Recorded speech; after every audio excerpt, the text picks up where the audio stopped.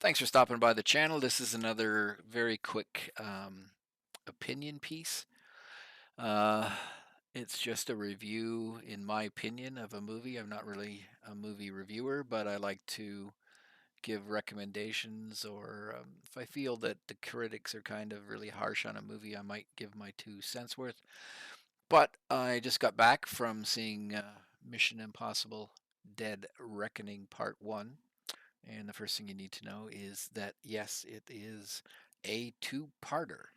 So there will be a second movie on this. But all in all, if you're asking my opinion of the movie or if I'm going to give it, I enjoyed it. I enjoyed it a lot.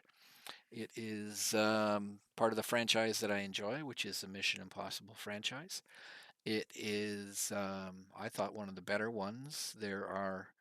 I think the worst Mission Impossible is number two, so you can use that as a gauge. But if you're looking for something to see in the theaters, it is something, if you're looking for an action movie that you'd really enjoy.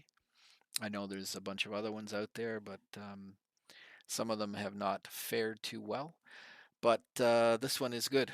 Tom Cruise and the people he brings in for these Mission Impossible movies know how to give you an action movie.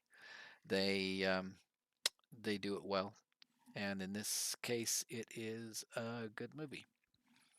So that is my opinion of it. I'll go here a little bit more in detail about the movie, and sorry, might be a few little tiny spoilers, but starting off with the writing, the story is actually an interesting story. The times being what they are.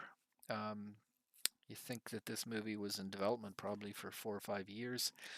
And they picked the villain to be an AI entity, artificial intelligence, which is interesting because the writers are out on strike and so are the performers in the US. And one of the things they're complaining about is how AI is encroaching on their market, either in writing or in creating AI characters. So hmm, maybe they all fear the, the AI and that's why they picked it, but somebody was looking enough ahead when they've decided to use not a person but a AI entity as the baddie in the film. He has obviously some henchmen that help him out, but you could also say, is it really a villain? In the movie, yeah, it has some people bumped off and stuff, but it doesn't really do anything other than poke into all kinds of security apparatus and banking and stuff like that, but it doesn't do anything. It just more or less, they say in the movie, I'll be back, but it's more or less just poking into places. The big conflict comes in all the various countries want to control it. So they're trying to take it over, and you could say the eliminations that it do is just to protect itself. I mean, that's one way of thinking about it. They don't really state that in the movie, but that's my opinion of it. Um, so the story is interesting. Yeah, there's some weak parts in it, um, but in general, it's a good story. So then the next thing is the action in it, and this is an action movie. So how is the action? Good. Uh, Again, Tom Cruise knows how to give you action. Lots of chase scenes, lots of fight scenes, lots of beautiful scenery in it, and yeah, it's some of the action has been copied from other movies. There's a part where they have to jump from train car to train car. That was in a Steven Seagal movie. They do a chase scene in a totally inappropriate car, a little yellow, and you've probably seen it in the trailers, a little yellow Fiat 500. But it's hilarious them using it, how it's treated in the movie, and them racing around and bouncing downstairs. Again, seen in Jane Bond movies before and lots of other ones. But it's funny. Everybody was laughing when they were doing that. I mean, they do run around in appropriate vehicles. BMWs obviously are the sponsor because everything's a BMW, even though they're in Italy, and you would think it would be all Italian cars, but it's all BMWs. Um, but it's good. Um, They have a good fight scene on top of a train, and apparently they totally built the train because they needed to. They couldn't really get an old train like that they use, but there's a good fight scene in there. There's a good fight scene at the start. Well, it starts off on a submarine and the AI asserting itself and blowing the submarine up to protect itself again.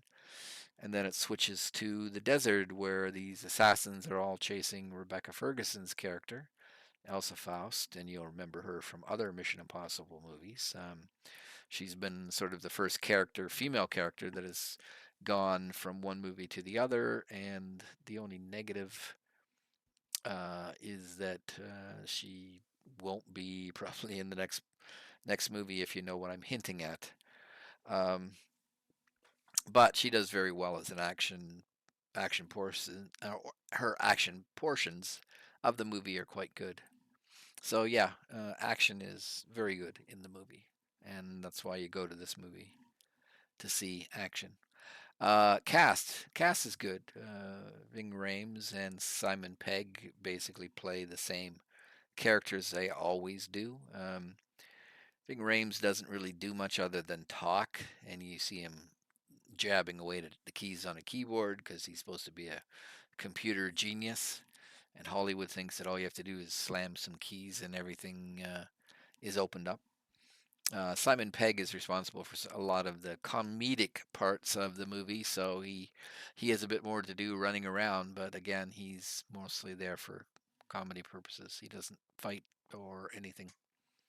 Um, Again, Rebecca Ferguson, very well done. Her character from carried on from the other movies. It's unfortunate that she gets eliminated in favor of Haley Atwell, who is the best part of the cast, I think.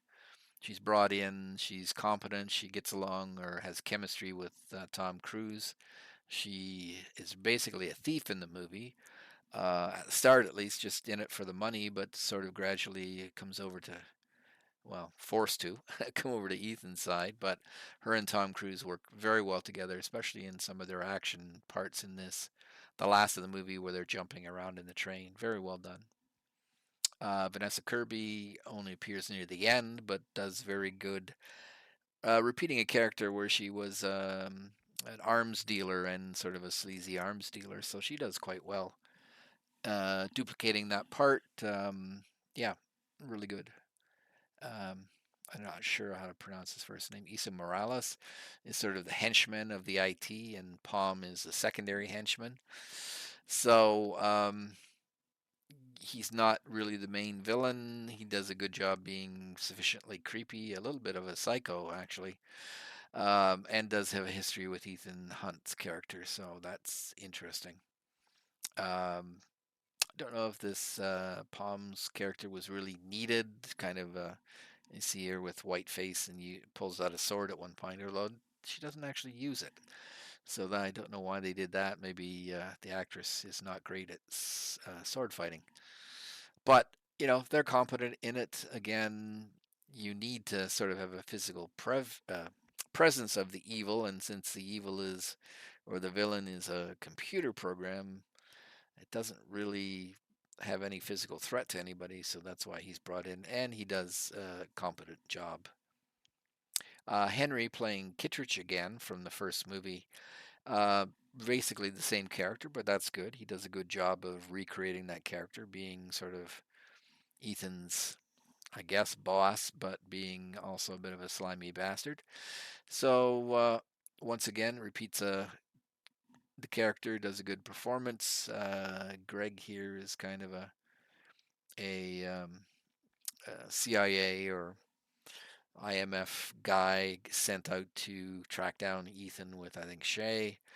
They're kind of incompetent in the movie, but they are okay. So and that's pretty well it. Everybody else here is this major or minor characters. Mark Gatiss, only in the start of the movie. He was Sherlock Holmes's brother for Benedict Cumberbatch in the BBC series, so that's why I recognize his face in the movie. But all in all, the cast does a good job again, the action is the star of this movie, and Tom does a great job of producing that for the movie and carrying his part. And yes, if you are worried about it, Tom has a couple of sequences where he is running in the famous Tom Cruise running down a long hallway. Yep, they have it two or three times, so you won't be disappointed. But all in all, the movie is well worth the money and enjoyable for an action picture. I would recommend this movie. Um, Out of five, 4.25, 4.5. It's not perfect. There are some parts, again, like I said, that it's a bit weak in, but it's enjoyable. It is a bit on the long side. I would say it could have cut some of the downtime between action to make it a little bit shorter, but it wasn't enough that it was annoying. Although my bum did get a little bit sore near the end from sitting for almost 3 hours. Um, Scenery is very nice. The part where he jumps off his motorcycle and hang glides or parachutes is really nice, really beautiful. And again, lots of this Venice and fancy buildings and stuff. So very well, beautiful looking movie. Everything's well shot, the action scenes included. So yes, I would recommend this movie highly. All right, thanks for stopping by.